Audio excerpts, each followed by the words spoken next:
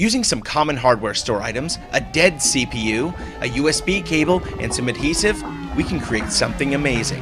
A USB burner. Stay tuned.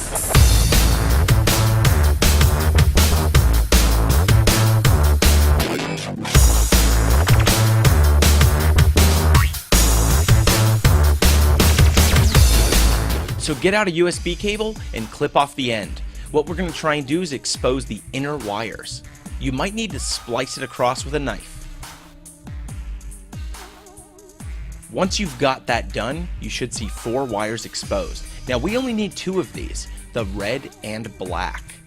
So clip off the green and white, and we're ready to rock. Now you may have remembered, we've made a USB mini AC and a flower pot fridge.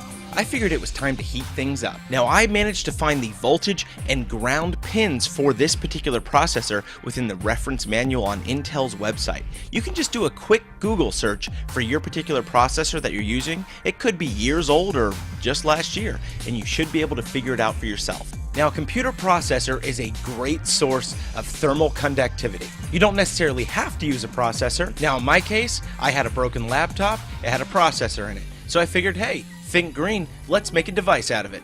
After I had the cable run through the base, I went ahead and added a metal lid.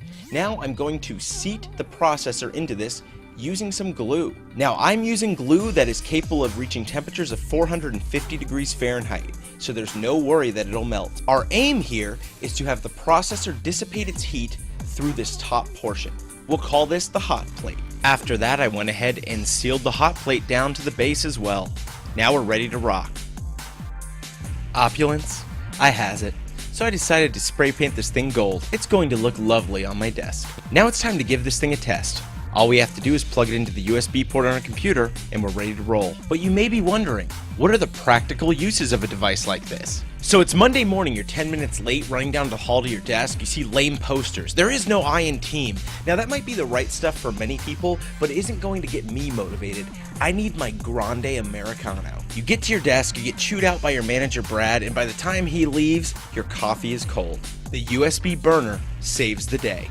Just by running a 5-minute test, we got the hot plate over 110 degrees. So obviously the USB burner can heat up your beverages, but it can also keep your hands warm during those cold winters. Now look, there's a time and place for everything. If you like taking the laptop into the bathroom with you, then perhaps you should leave the USB burner outside of it. Lots of people ask us what we do with the projects we make. Well, mostly we store them, but today we're going to start giving them away. Send an @reply to Household Hacker on Twitter and let us know that you want the illustrious gold hot plate. We'll announce who gets it on Friday. Make sure you're following.